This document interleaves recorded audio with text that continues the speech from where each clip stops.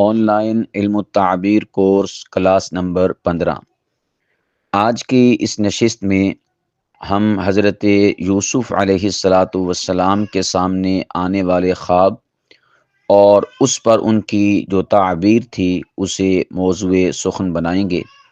ماں قبل کی 2 نشستوں میں ہم حضرت یوسف علیہ السلام کے علم التعبیر کو ڈسکس کر چکے ہیں۔ یہ ہماری اس حوالے سے تیسری نشست ہے۔ یہ جو خواب آج ہم ذکر کریں گے یہ 2 قیدیوں کا خواب ہے، جس کا ذکر اللہ سبحانہ و تعالی نے پارہ نمبر 12 سورہ یوسف سورہ نمبر 12 اور اس کی آیت مبارکہ 36 میں کیا ہے۔ پروردگار عالم فرماتے ہیں وَدَخَلَ مَعَهُ السِّجْنَ فَتَيَانِ، کہ اس کے ساتھ ہی اور جوان بھی جیل خانے میں داخل ہوئے۔ یعنی یوسف علیہ السلام جب جیل میں گئے تو ان کے ساتھ 2 اور بھی نوجوان جیل میں داخل ہوئے، یعنی انہیں بھی جیل ہوئی۔ قال احدهما انی ارانی اعصر خمرا، ان میں سے ایک نے کہا کہ میں نے خواب میں اپنے آپ کو شراب نچوڑتے ہوئے دیکھا ہے۔ اب یہ خواب بیان کر رہے ہیں حضرت یوسف کے سامنے۔ اب یہ ایک بندے کا خواب ہو گیا۔ وقال الآخر، اور دوسرے نے کہا کہ انی ارانی احمل فوق رأسی خبزا تأکل الطیر من، کہ میں خواب میں دیکھتا ہوں کہ میرے سر پر روٹی کا ٹوکرا ہے اور میں اسے اٹھائے ہوئے ہوں اور اس میں سے پرندے کھا رہے ہیں۔ احمل فوق رأسی خبزا، میں نے سر پہ روٹیاں اٹھائی ہوئی ہیں، تأکل الطیر من، اور ان روٹیوں میں سے جو پرندے ہیں وہ کھا رہے ہیں۔ تو آگے پھر انہوں نے کہا کہ نبئنا بتأویلہ، آپ ہمیں اس کی تعبیر بتلائیے۔ انا نراک من المحسنین، ہمیں تو آپ خوبیوں والے شخص دکھائی دیتے ہیں۔ اب یہاں پر ایک آیت مبارکہ جو آیت مبارکہ 36 ہے، اس میں ان 2 قیدیوں کے خواب کا ذکر ہے۔ 2 الگ الگ افراد ہیں اور ان کا الگ الگ خواب ہے، اور وہ تعبیر پوچھ رہے ہیں حضرت یوسف علیہ السلام سے۔ نمبر 1 بات تو اس سے یہ معلوم ہوئی کہ یہ جو یہاں پر مختصر خواب ذکر کیا گیا ہے، تو اس سے یہ ہمیں معلوم ہوا کہ ہمیشہ طویل اور لمبے خواب ہی کی تعبیر نہیں ہوا کرتی، بلکہ مختصر سا بھی اگر خواب ہو تو وہ بھی تعبیر کا متقاضی ہوتا ہے، اس کی تعبیر بھی لینی چاہیے۔ دیکھیں بس اوقات ہم حالت خواب میں دیکھتے ہیں کہ میرے سامنے سانپ آیا، یا میں نے سانپ کو دیکھا، یا میں نے سانپ کو مارا، بس اتنا شارٹ تھوڑا سا خواب۔ یا خواب میں دیکھا کہ میں کسی جگہ پر گیا، بس اس سے آگے خواب ہے ہی نہیں، بس اتنا سا خواب ہے۔ تو ہم عام طور پر جو مختصر اور چھوٹا خواب ہوتا ہے اس کی تعبیر نہیں پوچھتے، اسے اگنور کرتے ہیں۔ تو یہاں سے اصول اخذ ہوا کہ بھلے خواب لمبا ہو یا متوسط ہو یا وہ بالکل مختصر ہی کیوں نہ ہو، وہ خواب کسی نہ کسی تعبیر کا متقاضی ہوتا ہے۔ تو ہمیں چاہیے کہ ہم اپنے مختصر سے خواب کی بھی تعبیر ضرور پوچھا کریں۔ اب اس کے بعد انہوں نے کہا کہ آپ ہمیں تعبیر بتلائیے۔ پھر کہا کہ انا نراک من المحسنین، بے شک ہم آپ کو خوبیوں والا پاتے ہیں، خوبیوں والا دیکھتے ہیں۔ اس سے یہ بھی پتہ چلا کہ خواب اس سے پوچھنا چاہیے کہ جو خوبیوں سے متصف ہو۔ خوبیوں سے مراد کیا ہے کہ نمبر 1 خوابوں سے متعلقہ ہم سمجھتے ہیں کہ آپ حکمت اور دانائی، علم اور فہم والے ہیں، تو آپ ہمیں خواب کی تعبیر بتلائیں گے۔ اور نمبر 2 ان کے اخلاق اور اوصاف حسنہ کا انہوں نے مشاہدہ کیا ہوگا۔ ان 2 چیزوں کے بل بوتے پر انہوں نے اپنا خواب ذکر کر کے یہ بات کہی، اور اس پر رسول پاک صلی اللہ علیہ وسلم کا فرمان عالی شان بھی ہے۔ فرمایا کہ خواب کی تعبیر اس سے پوچھو کہ جو عالم ہو۔ عالم سے مراد یہ جو ہمارے ہاں علماء ہوتے ہیں نا، یہ مراد نہیں ہے۔ عام طور پر جو اس حدیث پاک کو کوٹ کرتے ہیں وہ فقط اتنا کہہ دیتے ہیں کہ خواب کی تعبیر علماء سے پوچھنی چاہیے۔ بھئی اکثر و بیشتر علماء خواب کی تعبیر بتلا ہی نہیں سکتے، ان کے پاس اس کا علم اور نالج ہی نہیں ہے۔ بہت کم اور شاذ ہوتے ہیں کہ جو خواب کی تعبیر بتلانے پر دسترس اور قدرت اور ملکہ رکھتے ہیں۔ تو اس لیے یہاں پر عالم سے مراد ہے تعبیر کا علم جاننے والا، یعنی ماہر معبر، تعبیر کے علم میں مہارت رکھنے والا۔ تو یہاں پر عالم سے مراد جو ہمارے معاشرے میں علماء ہیں وہ مراد نہیں، بلکہ عالم خاص یعنی ماہر معبر یہاں پر مراد ہے۔ اور پھر اس کے بعد دوسرا وصف جو اللہ کے نبی نے فرمایا کہ خواب کی تعبیر اس سے پوچھو کہ جو تمہارا خیر خواہ ہو۔ خیر خواہ سے مراد ہے کہ بالفرض کوئی ایسا شخص ہے کہ جو خوابوں کی تعبیر تو جانتا ہے لیکن آپ سے وہ حسد رکھتا ہے، عناد رکھتا ہے، یا کوئی رشتہ دار ہے وہ آپ سے چپکلش رکھتا ہے، یا محلے دار ہے، کوئی بھی ایسی ویسی صورتحال ہو سکتی ہے۔ تو فرمایا کہ بدخواہ سے خواب کی تعبیر نہ پوچھو، خیر خواہ سے خواب کی تعبیر پوچھو۔ تو یہاں سے خواب کی تعبیر کس سے پوچھنی ہے اس کا بھی پتہ چل گیا۔ دو اوصاف کا مالک ہونا چاہیے جس سے خواب کی تعریف پوچھی جائے گی۔ اس کے بعد آیت نمبر 37 میں یوسف علیہ السلام اس کی تعبیر بیان فرماتے ہیں ان دونوں خوابوں کی۔ چنانچہ اللہ پاک فرماتے ہیں قال، یوسف علیہ السلام نے کہا لا یأتیکما طعام ترزقانہ الا نبأتکما بتأویلہ قبل ان یأتیکما، کہ میں تمہیں خواب کی تعبیر بتلا دوں گا قبل اس سے کہ تمہارے پاس کھانا پہنچے۔ آپ اس کو یوں کہہ سکتے ہیں کہ ممکن ہے کہ وہ کھانے کا وقت ہو، جیسا کہ ناشتے کا ٹائم ہے یا ظہر کا ٹائم ہوگا یا رات کا ٹائم ہوگا، لیکن زیادہ قریب یہی ہے کہ وہ صبح کا وقت ہوگا، کیونکہ جب انسان کو خواب آیا ہو تو پھر اس کے بعد انسان کے اندر یہ طمع اٹھنا شروع ہو جاتی کہ میں تعبیر پوچھوں، تو یہ ممکن ہے کہ اول وقت ہو۔ خیر یہ کوئی ضروری نہیں ہے کہ کس وقت میں پوچھا، تو بات یہ ہے کہ کھانے کا ٹائم تھا۔ یہ حضرت یوسف علیہ السلام نے ان سے فرمایا۔ اس کے بعد فرمایا کہ ذالکما مما علمانی ربی، یہ سب اس علم کی بدولت ہے جو مجھے میرے رب نے سکھایا ہے۔ یعنی یہ جو میں نے آپ کو کہا نا کہ آپ فکر نہ کریں، میں کھانا آنے سے پہلے آپ کو تعبیر بتلا دوں گا، تو یہ نہیں کہا کہ مجھ میں کوئی ملکہ، کوئی ٹیلنٹ، کوئی صلاحیت ہے یا میں بڑا یہ وہ ہوں، نہ، اپنے اس کمال کی نسبت کس کی طرف کی؟ اللہ سبحانہ و تعالی کی طرف۔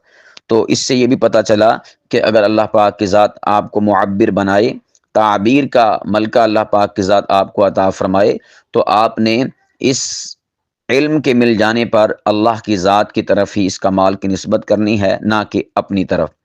اور پھر اس کے بعد یہ بات کہنے کے بعد انہوں نے ان قیدیوں کے سامنے دعوت توحید، دعوت حق کا پیش کی، جس کا ذکر اس آیت مبارکہ کے آخر میں۔ ابھی تعبیر نہیں بتلائی، بلکہ حضرت یوسف علیہ السلام موقع غنیمت جان کر انہیں دعوت توحید دے رہے ہیں۔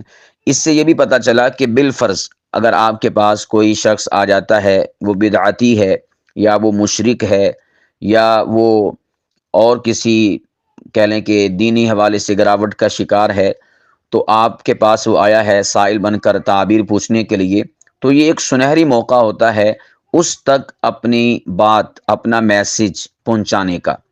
تو ہمارا جو سب سے بڑا میسج اور پیغام ہے وہ ہے دین اسلام کے حوالے سے۔ کوئی بے نمازی آپ کے پاس آ جاتا ہے خواب کی تعبیر پوچھنے کے لیے، تو آپ اسے تعبیر بتلانے سے پہلے مختصر جو نماز ہے اس کی دعوت دے دیں، مختصر انداز میں، لیکن سلجھے ہوئے، سنجیدہ اور شائستگی والے انداز میں۔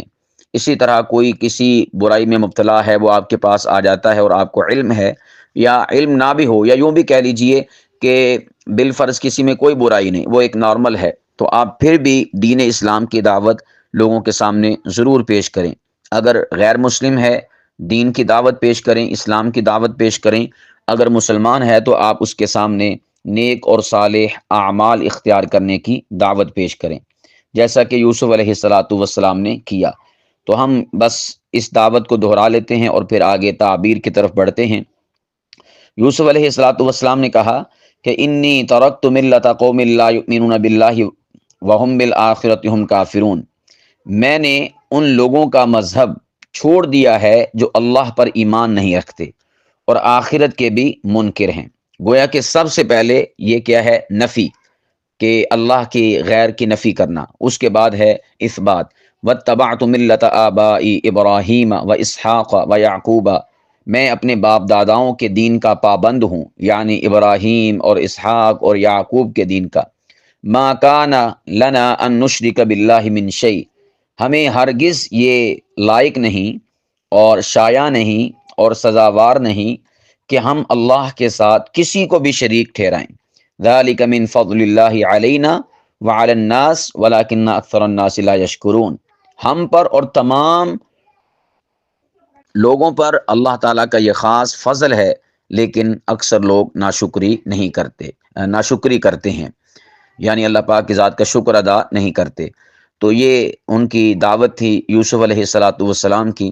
اس کے بعد مزید حضرت یوسف علیہ السلام نے اس مختصر دعوت کو کھولتے ہوئے اور اس کی تفصیل بیان کرتے ہوئے ان کے سامنے بات کو رکھا اور کہا، یا صاحب السجن، اے میرے قید خانے کے ساتھیو، ارباب متفرقون خیر ام اللہ الواحد القہار، کیا متفرق کئی ایک پروردگار اور خدا بہتر ہیں یا ایک اللہ زبردست طاقتور وہ بہتر ہے؟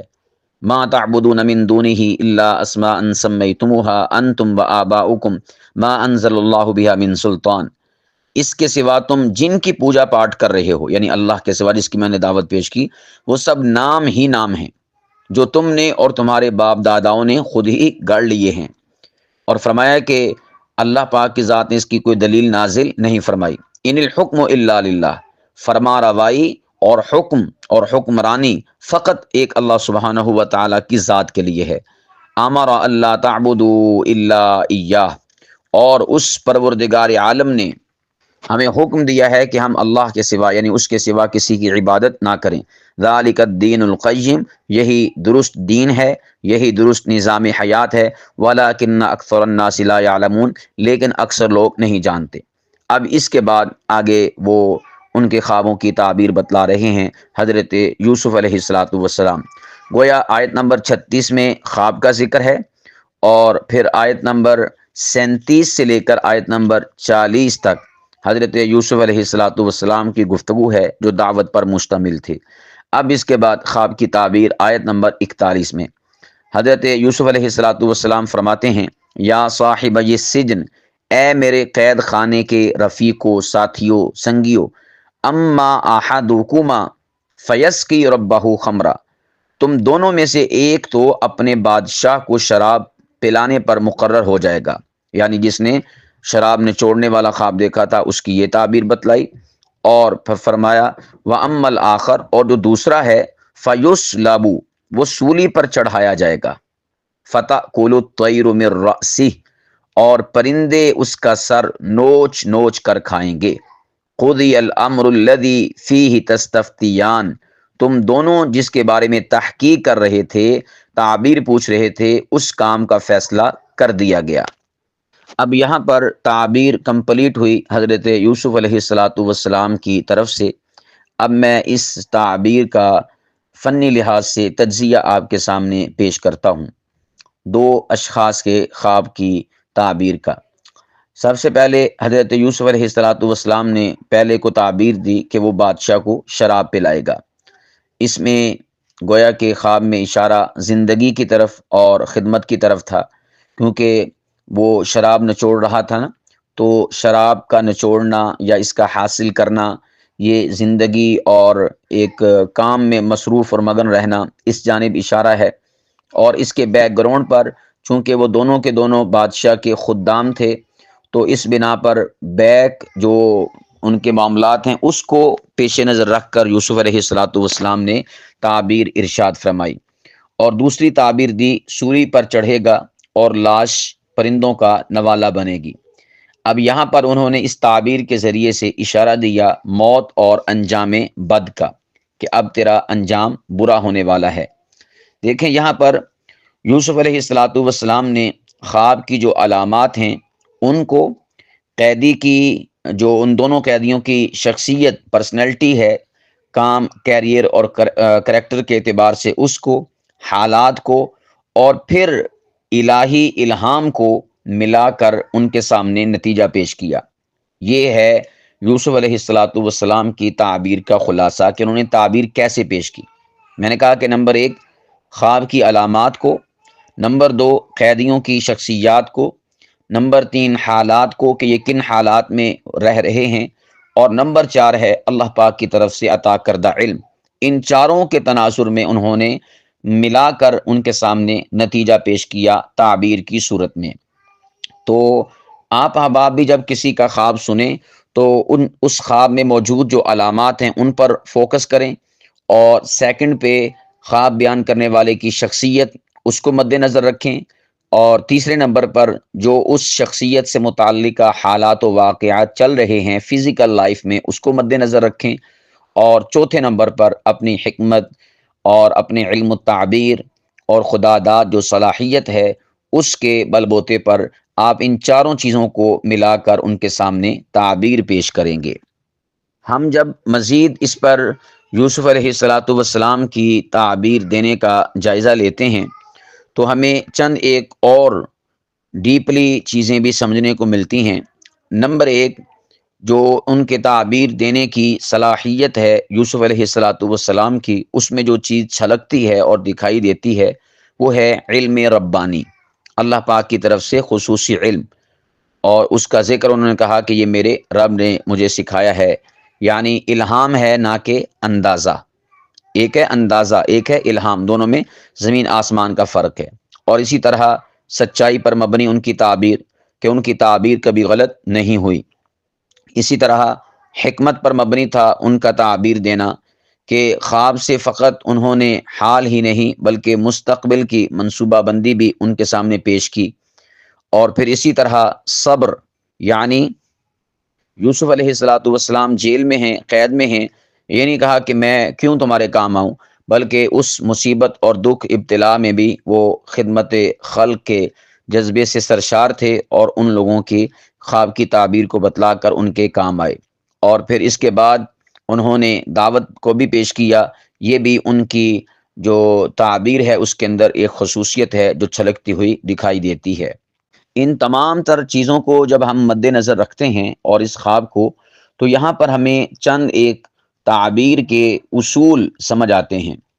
نمبر 1 تو ہمیں یہ بات معلوم پڑتی ہے کہ علامت کو محض شکل سے نہیں بلکہ سیاق و سباق سے سمجھنا چاہیے، یہ پہلی چیز ہے۔ دیکھیں انہوں نے کیا کہا تھا کہ جی میں دیکھ رہا ہوں کہ میں شراب نچوڑ رہا ہوں، انگور نچوڑ رہا ہوں، ٹھیک ہے، انگور نچوڑ رہا ہوں۔ اب یہ ہے علامت، تو کیا یوسف علیہ السلام کو ان کے پیچھے کا حال معلوم نہیں تھا کہ یہ بادشاہ کا خادم ہے اور ان کے لیے مشروب تیار کرتا ہے؟ تو انہوں نے فقط علامت پر اکتفا نہیں کیا، بلکہ انہوں نے اس علامت کو جو سیاق و سباق تھا اس کے تناظر میں سمجھا۔ سیاق و سباق کیا تھا کہ بادشاہ نے انہیں قید میں ڈال دیا تھا، ایک کھانے میں کسی شے کو مکس کرنے یا بادشاہ کو زہر دینے کے جو پلاننگ اور منصوبہ تھا وہ فیل ہو چکا تھا، تو اس کے تناظر میں وہ جیل میں آئے تھے۔ تو اس سیاق و سباق کو ملا کر اور پھر خواب میں جو موجود علامت تھی اس کو ملا کر حضرت یوسف علیہ السلام نے تعبیر پیش کی۔ اور پھر اسی طرح حضرت یوسف علیہ السلام کے اسی اصول تعبیر سے جو ایک اصول اخذ ہوتا ہے وہ ہے خواب دیکھنے والے کی شخصیت اور حالات کو شامل کرنا۔ یہ بھی پہلے سے متعلقہ ہی چیز ہے، لیکن اس میں ہم فوکس کر رہے ہیں اس شخص کی شخصیت کو اور اس کے جو حالات ہیں کہ کن حالات میں وہ وہاں پر جیل کی سلاخوں میں آیا تھا۔ تو یہ دوسرا اصول ہے کہ آپ نے شخصیت کو بھی دیکھنا ہے اور پھر اس کے ساتھ ساتھ جو حالات ہیں ان کو بھی اپنی تعبیر میں شامل کرنا ہے۔ اور تیسرے نمبر پر اس تمام تر صلاحیت کی جو اللہ پاک کی ذات نے آپ کو عطا فرمائی ہے، اس میں سچائی کا دامن آپ نے ہاتھ سے نہیں جانے دینا، حقیقت کا دامن آپ نے اپنے ہاتھ سے نہیں جانے دینا، بلکہ پوری جانفشانی کے ساتھ اور پوری جستجو کے ساتھ اور پوری لگن کے ساتھ آپ نے لوگوں کو تعبیر دینی ہے۔ اور اس تعبیر دینے کے اندر ان کی سچائی، ان کا حلم، ان کی بردباری اور ان کا تدبر یہ چھلکتا ہوا بھی ہمیں دکھائی دیتا ہے۔ گویا کہ ایک معبر کو ان تمام تر اوصاف کا حامل ہونا چاہیے۔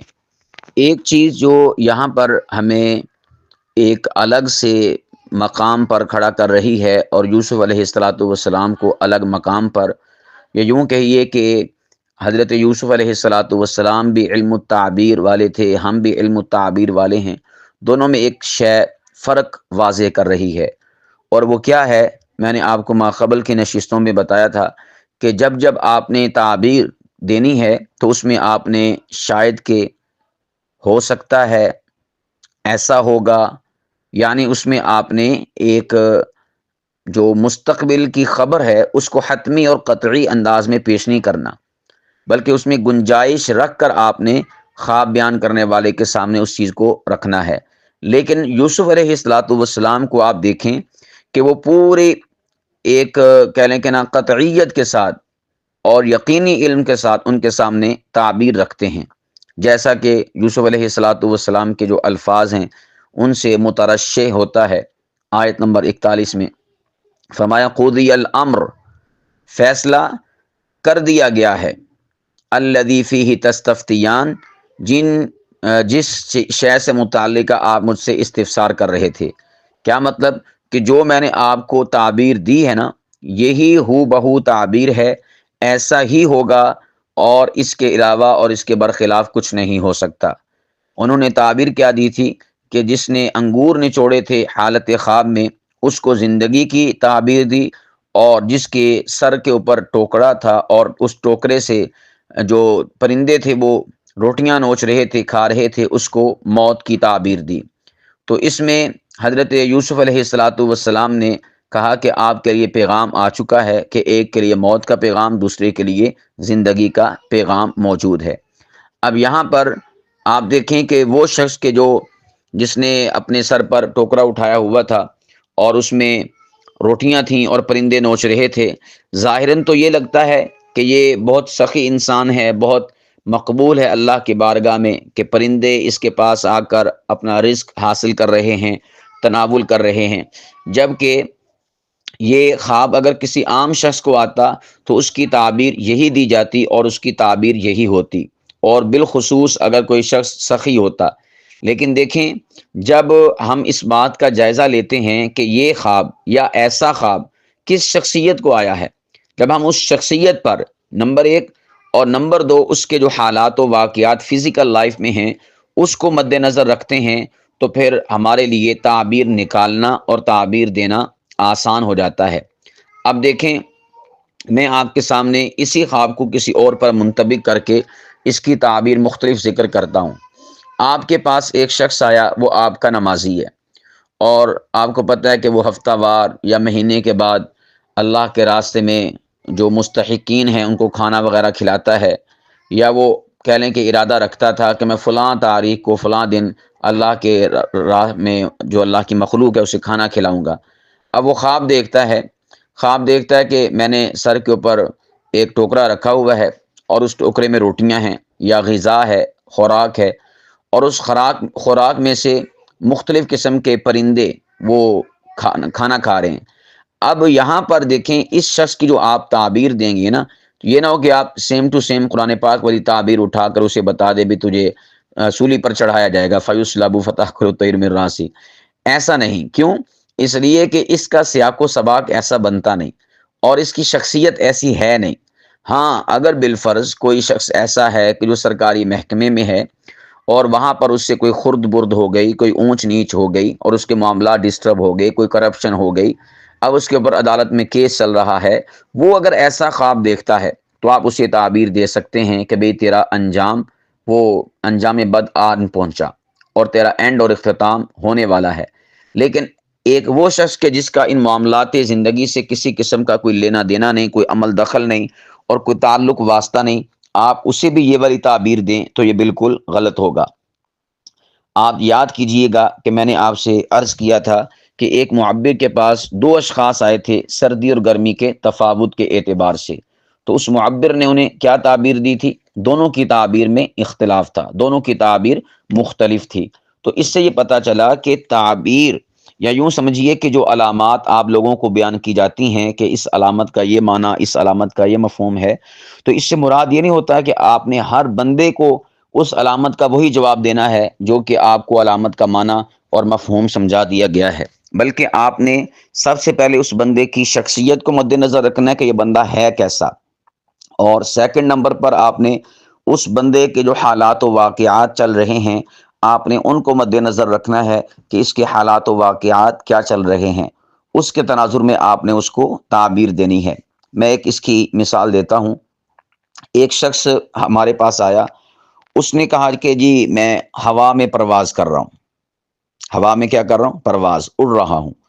اب دیکھیں یہ جو شخص ہے، میں نے اس کا جائزہ لیا، چونکہ ہمارے جاننے والوں میں سے تھا، محلے داروں میں سے تھا اور نمازی تھا، تو مجھے پتا تھا کہ اس کی اتنی ظاہراً اگر دیکھا جائے تو یہ ایک ایسا ہے کہ جس طرح کسی شخص نے کسی ملک میں جاب کے لیے جانا ہو اور وہ گویا کہ اشارہ ہے ہوائی جہاز کے سفر کی طرف، اڑان اسی طرف اشارہ رکھتی نا، لیکن میں نے اسے یہ والی تعبیر اسے نہیں دی، بلکہ میں نے اس سے کہا کہ بھئی آپ کی خواب کی جو تعبیر ہے وہ یہ ہے کہ آپ اونچے اونچے خواب دیکھتے ہیں اور اپنی اوقات، اپنی ہمت اور اپنی مالی وسعت سے زیادہ سوچیں پالے ہوئے ہیں، تو یہ اشارہ ہے اس جانب کہ آپ اتنی لمبی سوچیں نہ سوچیں، ان کی کوئی حیثیت نہیں ہے۔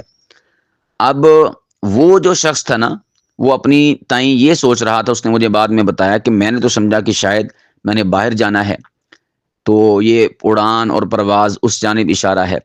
تو میں نے اسے کہا کہ کیا آپ کے پاس اتنے پیسے ہیں؟ اس نے کہا کہ نہیں۔ کیا آپ انتظام کر رہے ہیں؟ اس نے کہا کہ نہیں۔ پاسپورٹ بنا ہے؟ نہیں۔ یعنی سارے جو اس قسم کے اڑان اور پرواز اور جہاز سے متعلقہ چیزیں ہیں، ان میں سے کوئی ایک بھی شے موجود نہیں تھی، سب کی سب مفقود تھی۔ اب آپ بتائیں ایسی صورتحال میں اس بندے کو باہر پرواز، جہاز، جانے کا سفر، اس سے متعلقہ کیسے تعبیر دے دی جائے؟ ٹھیک ہے، ہاں اگر کوئی شخص ایسا ہے کہ اس نے باہر جانا ہے اور اس کے لیے وہ ہاتھ پاؤں مار رہا ہے، میڈیکل کروا رہا ہے، ویزا لگوا رہا ہے اور اسی طرح پاسپورٹ بنوا رہا ہے، یعنی اس کام میں مصروف اور مگن ہے، اور وہ اگر ایسا خواب دیکھتا ہے کہ وہ فضا میں پرواز کر رہا ہے، اڑ رہا ہے، اکیلا ہی چاہے جہاز کے بغیر ہی، تو آپ اس کی تعبیر یہ دیں گے کہ آپ جو ہے سفر کریں گے باہر ملک کا اور اپنے مقصد کے اندر آپ کامیابی کی طرف بڑھیں گے۔ تو یہ کیا ہے؟ خواب ایک ہے دونوں کا، لیکن شخصیت بدلی، حالات و واقعات بدلے، تو پھر خواب کی تعبیر کیا ہو گئی؟ بدل گئی۔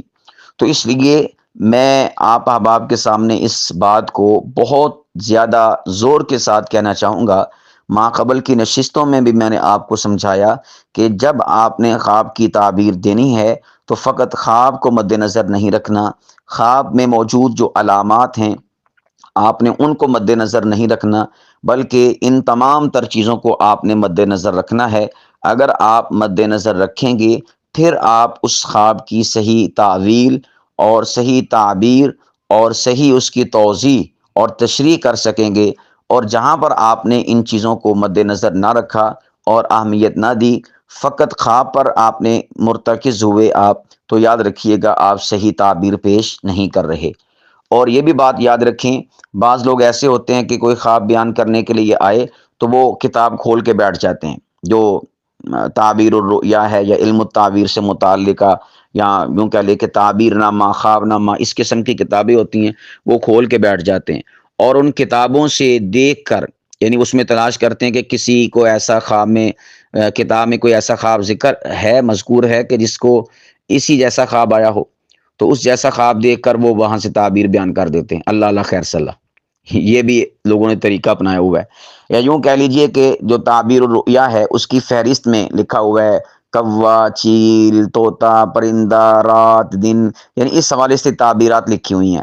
اب وہ شخص آتا ہے، کہتا ہے جی میں نے خواب میں طوطا اڑایا ہے، یا میرے ہاتھ میں طوطا تھا وہ اڑ گیا ہے، تو وہ شخص کیا کرتا ہے؟ کتاب کھولتا ہے اور فہرست میں سے طوطا ڈھونڈتا ہے، جہاں پر طوطا لکھا ہوتا ہے اس صفحے کو کھولتا ہے، وہاں پر پڑھ کے جو بھی وہاں پر تعبیر اسے سمجھ آئے تو وہ تعبیر اسے دے دیتا ہے۔ تو یہ سمجھو کہ سطحیت والی چیز ہے، ایسے لوگوں کا علم التعبیر سے گہرائی والا تعلق اور واسطہ نہیں ہے۔ واسطہ انہی لوگوں کا ہوگا کہ جو فقط علامات پر فوکس نہ کریں، بلکہ علامات سے بڑھ کر اس بندے کی شخصیت، اس کے حالات و واقعات، اور نمبر 4 پر یہ علم اور حکمت اور اللہ پاک کی طرف سے جو انعام ہے اس علم کا، ان 4 چیزوں کو پیش نظر رکھ کر اس کے بعد وہ خواب کی تعبیر بیان کریں۔ تو آج کی ساری گفتگو کا لب لباب اور خلاصہ کہ اگر آپ صحیح اور پرفیکٹ تعبیر کرنا چاہتے ہیں تو آپ نے 4 چیزوں کو مد نظر رکھنا ہے۔ نمبر 1، خواب میں موجود علامات۔ نمبر 2، خواب بیان کرنے والے کی شخصیت کہ وہ کیسا ہے کیسا نہیں۔ نمبر 3، اس کے ذاتی حالات و واقعات، فزیکل سچی مچی کی لائف اور زندگی میں کیا چل رہے ہیں، یہ تیسرا پوائنٹ۔ اور نمبر 4 پہ ہے جو اللہ پاک کی ذات نے آپ کو صلاحیت اور علم اس فن کا عطا فرمایا ہے، ان چاروں کو ملا کر ان چاروں کے تناظر میں آپ نے نتیجہ نکالنا ہے، تعبیر نکالنی ہے۔ جب آپ ان چاروں کے تناظر میں تعبیر بیان کریں گے، صحیح پوچھیں تو وہی تعبیر ہوگی، وہی تعویل ہوگی، وہی اس خواب کی حقیقت ہوگی۔ اور اگر ان میں سے کسی ایک کو بھی مس کریں گے تو گویا کہ آپ نے پھر خواب کی تعبیر دینے میں اپنے آپ کو کوتاہی کا اور کمی کا شکار کر لیا اور آپ نے پرفیکٹ اور درست تعبیر نہیں دی۔ تو ان 4 چیزوں کو آپ نے ملحوظ خاطر رکھنا ہے۔